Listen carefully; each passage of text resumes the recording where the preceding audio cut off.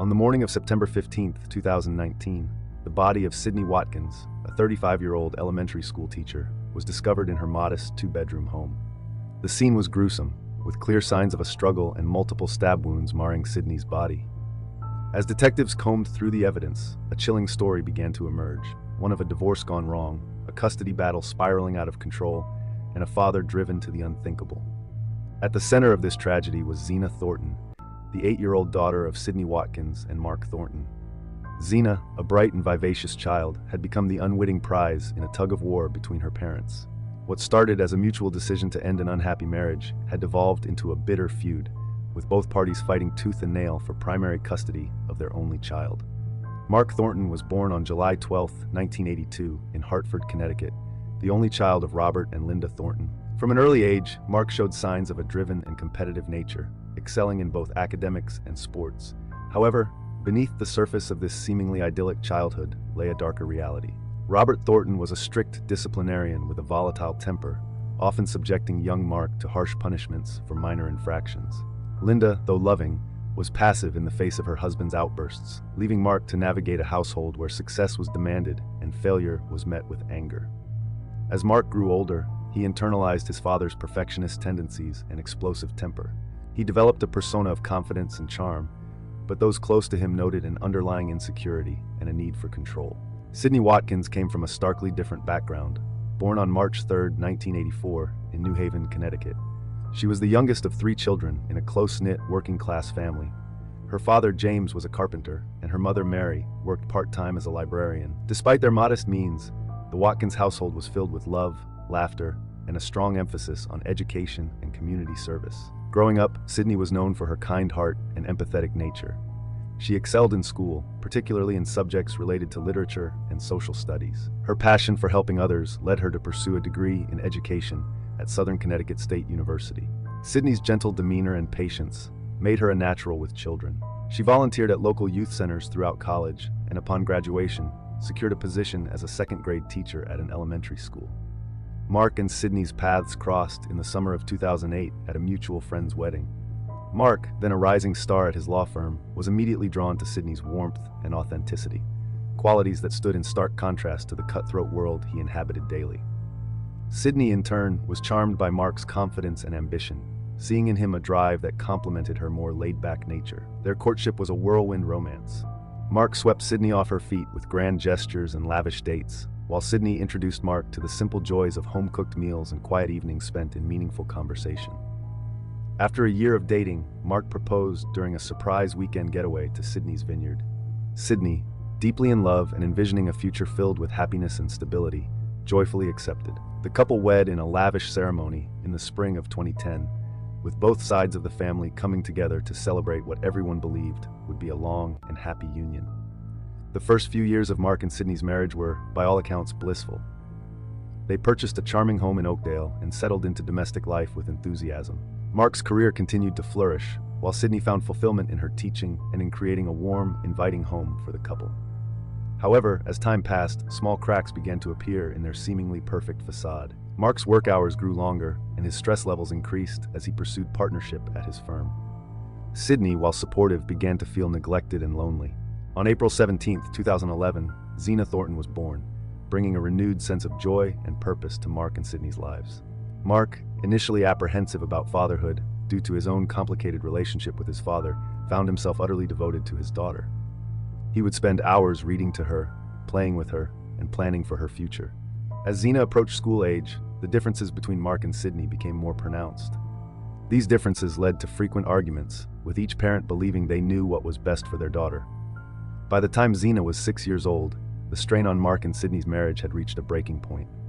The constant arguments, lack of emotional intimacy, and fundamental disagreements about parenting had eroded the love that once bound them together. The divorce proceedings began in January 2018, and what started as an amicable separation quickly turned contentious.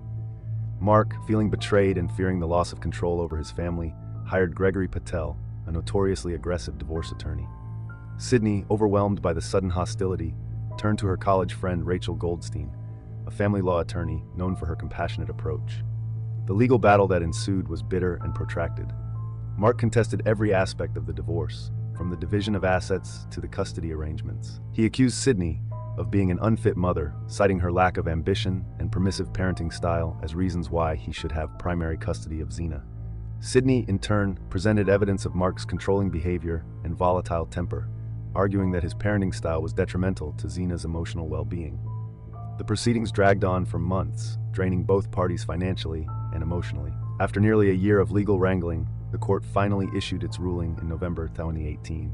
Taking into account Zina's age, her established routine, and the testimonies of various experts, the judge awarded joint legal custody to both parents. However, Sydney was granted primary physical custody, with Mark receiving generous visitation rights, including every other weekend and one weeknight dinner.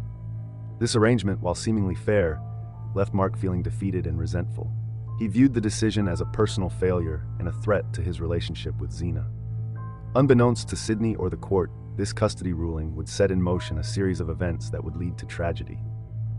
In the months following the divorce settlement, Mark's behavior became increasingly erratic and hostile. He began to obsessively document every interaction with Sydney, looking for any perceived misstep or violation of the custody agreement. His communications with her, once civil if tense, devolved into a barrage of accusatory emails and text messages. Mark's visitations with Zina became a source of constant conflict. He would return her late, change plans at the last minute, or attempt to schedule extra time without consulting Sydney. During handovers, he would often make snide remarks about Sydney's parenting, or try to manipulate Zina into saying she wanted to spend more time with him. At work, Mark's performance began to suffer as he focused more and more on finding ways to regain control over his family situation. Colleagues noticed his shortened temper and distracted demeanor, with some expressing concern about his mental state. Mark's boss, noticing the decline in his work quality, suggested he take some time off to sort out his personal issues. This only served to fuel Mark's paranoia, convincing him that everyone was conspiring against him.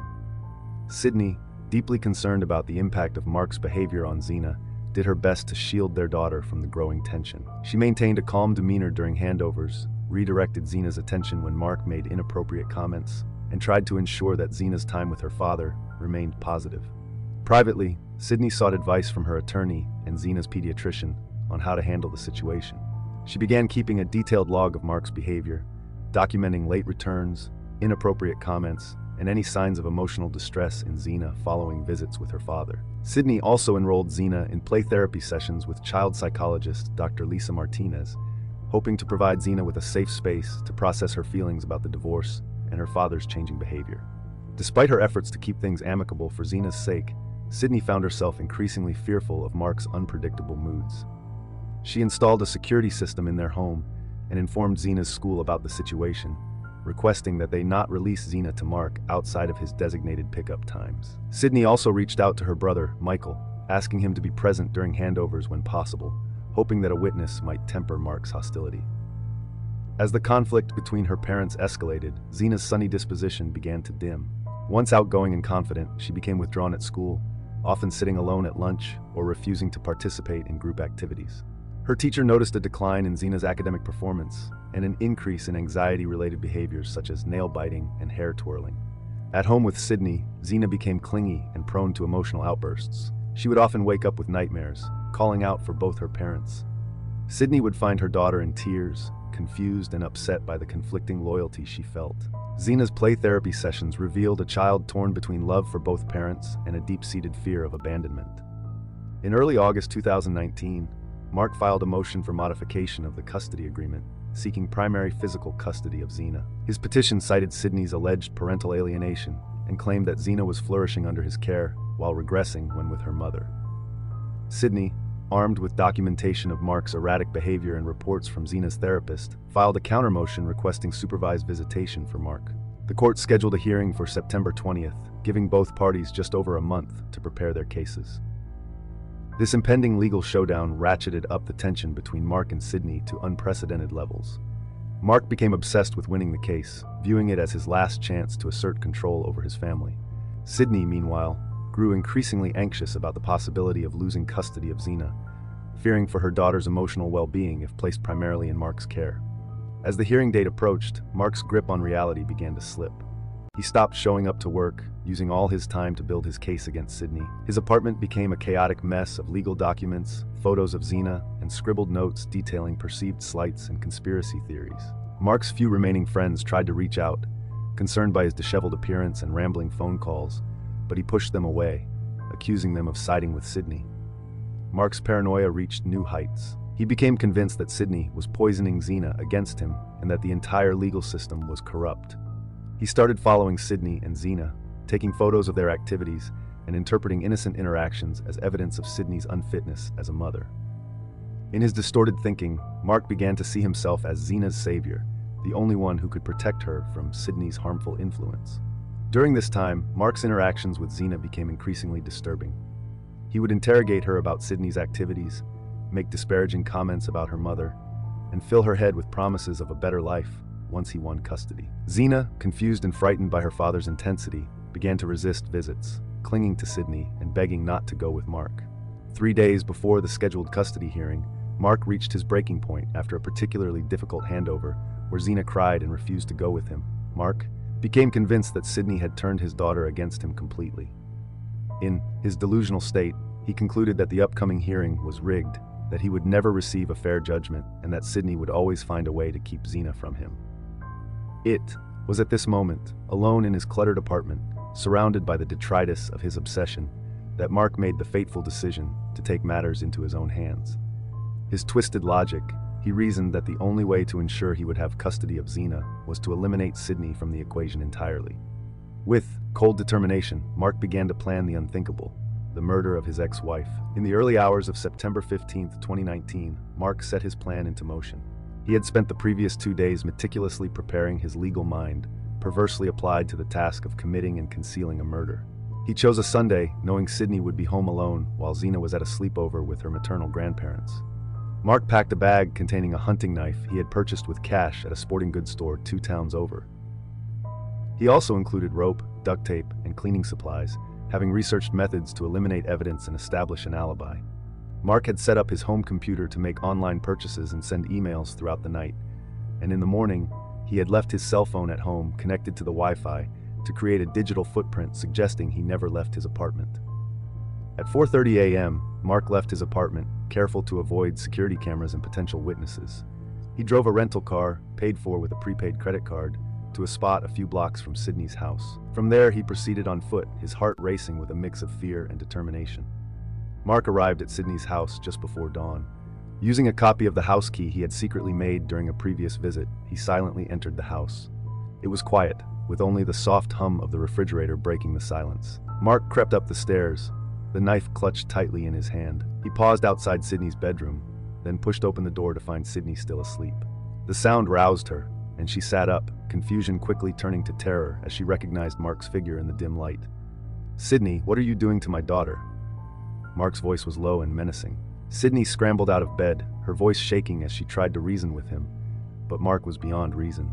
He lunged forward, grabbing Sydney's arm as she attempted to run past him. She fought back fiercely. They struggled, crashing into furniture and knocking items off shelves. Sydney managed to break free momentarily, running toward the hallway. Mark pursued her, his face contorted with rage. In the hallway, he caught up to her, tackling her to the ground. Sydney continued to fight, scratching, kicking, leaving defensive wounds that would later become crucial evidence. In a frenzy of violence, Mark brought the knife down repeatedly. Sydney's screams were cut short as the blade found its mark again and again. The hallway walls, once adorned with happy family photos, were now splattered with blood. As quickly as it had begun, it was over. Mark stood over Sydney's lifeless body, his rage giving way to shock as the reality of what he had done began to sink in. The knife slipped from his blood-soaked hands, clattering to the floor. He rushed to retrieve his bag of supplies, frantically trying to clean up the worst of the blood. In his haste and shock, Mark made critical mistakes. He missed several blood spatters, left partial fingerprints, and failed to notice that, in the struggle, Sydney had managed to grab a handful of his hair. As the first light of dawn began to filter through the windows, Mark gathered his things and fled the scene, leaving behind a trail of evidence that would ultimately lead to his downfall.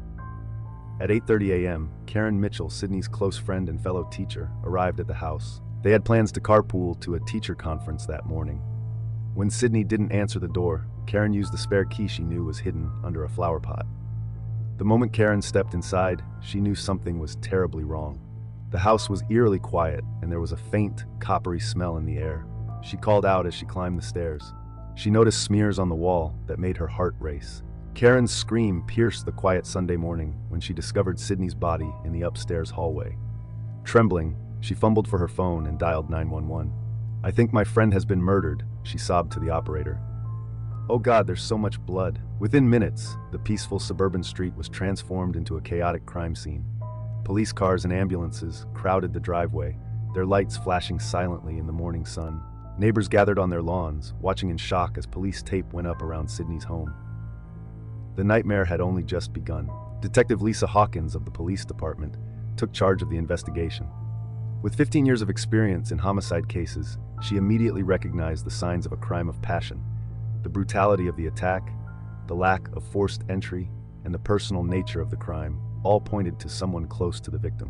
As the forensics team combed through the house, collecting blood samples, fingerprints, and other trace evidence, Detective Hawkins began interviewing neighbors and friends. Karen Mitchell's statement about Sydney's contentious relationship with her ex-husband quickly made Mark Thornton the primary suspect. The investigation moved rapidly. A search warrant was obtained for Mark's apartment, where detectives found a disturbing shrine to Zena and Sydney, walls covered with photos and legal documents. Mark's computer revealed his obsessive research into custody laws and, more damning, methods of committing untraceable murder. Meanwhile, the forensics team made crucial discoveries at the crime scene. Despite Mark's attempts to clean up, they found his DNA under Sydney's fingernails and matched the hair Sydney had grabbed to Mark's genetic profile. Partial fingerprints found in the house were also consistent with Mark's. As the evidence mounted, Detective Hawkins knew they needed to move quickly. Mark Thornton had become not just a suspect, but a potentially dangerous fugitive who might attempt to reach his daughter, unaware that he was already the prime suspect. Mark attempted to establish his alibi. He returned to his apartment, showered, and meticulously cleaned his clothes and shoes. He then made several calls, including one to Sydney's phone, leaving a message asking about picking up Zena later that day. Mark then went to a local coffee shop, making sure to be seen by the staff and engaging in conversation with other patrons. He even called the police himself later that afternoon, expressing concern that he couldn't reach Sydney. However, Mark's careful planning began to unravel almost immediately. A neighbor had noticed the unfamiliar rental car parked near Sydney's house in the early morning hours. The car rental company confirmed that Mark had rented the vehicle using a prepaid card, a detail he had overlooked in his haste to remove the car from the scene. The trial of Mark Thornton began 6 months after Sydney's murder. The prosecution presented a compelling case, built on both forensic evidence and a disturbing psychological profile of the defendant. Forensic experts testified about the DNA evidence found at the crime scene, including the hairs matched to Mark, and the blood spatter patterns consistent with the prosecution's account of the murder. The rental car evidence was also presented, along with security camera footage showing a figure matching Mark's description near Sydney's house on the morning of the crime. Detective Hawkins took the stand, detailing the investigation and the mounting evidence that led to Mark's arrest. She presented Mark's computer searches and the shrine found in his apartment, painting a picture of a man obsessed and spiraling out of control. A parade of witnesses took the stand, each adding to the portrait of a tragedy years in the making. Zena's teachers testified about the child's increasing anxiety and behavioral issues, which they attributed to the high-conflict divorce. Sydney's friends and colleagues spoke of her fear of Mark and her efforts to protect Zena from the escalating tension.